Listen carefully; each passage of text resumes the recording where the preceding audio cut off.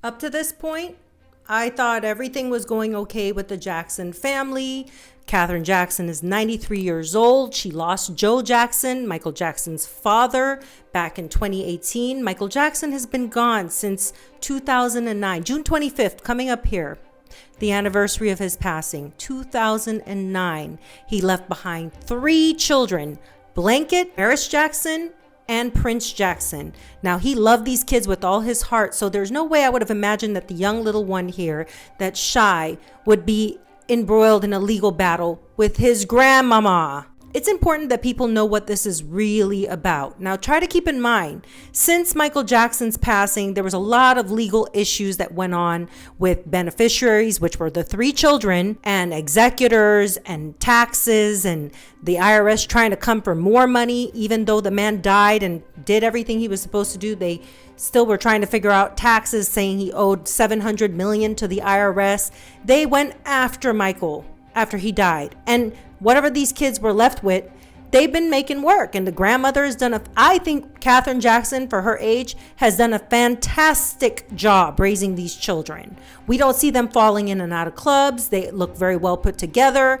In fact, I see Paris Jackson now more on my For You page, and Paris looks like she's thriving and doing well and trying her best to just be a good person. But be careful what the media tries to feed you. It'll always make it seem like families fighting against family, when we don't realize there's a lot of moving parts happening in the background. Who are these executors? Who are these executors that fought to sell off Michael Jackson's catalog?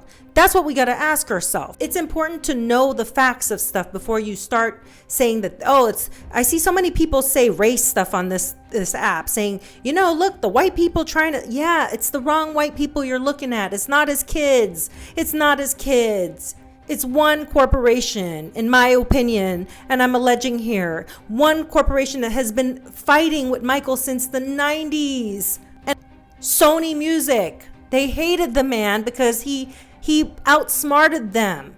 He has the biggest Beatles catalog. He was so wealthy, he owns 15% stake or something like that in Sony. They couldn't help it but try to go after him and his kids post-death. And that's just my opinion. It's all alleged. It's all made up. It's for satire and entertainment purposes. Now, Michael Jackson's mother, this was March of 2024, fought tooth and nail. I remember them closing the deal, saying that now Sony Music is going to own Michael's catalog. I was like, are you fucking kidding me? A $600 million catalog deal for a catalog worth over probably or close to 1 point something billion, maybe even more. And the way the media will have you thinking is, Katherine Jackson's doing fine. She was set up with a trust. She was given $55 million after Michael died. She should be satisfied with that. Really? For what Michael went through dealing with you assholes? According to court documents obtained by Radar Online, Katherine blasted the executors of Michael's estate, John McClain and John Branca, over the transaction. The transaction was the 9-figure deal proposed by the estate for his catalog. And if you see in the same article from Radar, Katherine said the deal should not go through. Sounds like Katherine Jackson was fighting to protect what Michael Jackson worked for his entire life, which was to be on their level, to have play the game that they played with him. But as TMZ and many other articles are reporting, they're saying that Biggie here, Blanket, decided that, no, I'm just going to tell Grandma we're not using money from the estate to fund an appeal. We're not appealing this. He sees this as a lost cause. It's a lost cause. We're not doing this. All right. They did originally, just so you understand, the kids, Grandma, all of them did originally try to work together to stop the estate executors from this huge business deal, right, that they opposed.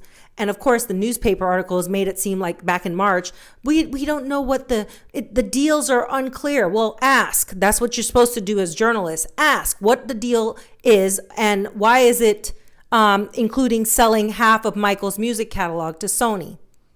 Ask, find out. So obviously they argued over this deal and the court ruled in favor of the executors. Now Katherine wants to just do the appeal, but Blanket is saying, no, I don't want to do it. I'm not using the estate money for it. And as an heir, he feels it's important to protect his share of the estate. And he thinks that the appeal will have little to no chance of success and won't benefit the trust beneficiaries, which are Blanket, Paris, and, him. So you see how the media plays you for a fool, makes you think that there's something sinister behind this. I don't think it's sinister. I think it's two people, one saying, no pun intended, I'm throwing in the towel or the blanket, and the other one saying, I want to fight on. I want to fight. I don't agree with this, and I'm going to be stern about this and say no to this. But what do you guys think? Do you think that Blanket should allow his grandmama to use the money from the estate to fund her appeal? Or should they just say, whatever, let them take half the catalog or whatever the hell Sony's trying to do? They're not going to stop there, in my opinion. Sony Music is one of the most evil corporations. Why people still continue to sign to these big record labels, it just puzzles me. It puzzles me that you guys still support these artists that are on these labels, because what you're doing is telling them, yes, continue to exploit and use other people. And it's just a sad world we live in. Start supporting small music creators on these apps. Buy their music. Show them that we put our money where our mouth is, that we'll support them whether they go independent or not. Have a great day. Think for yourself.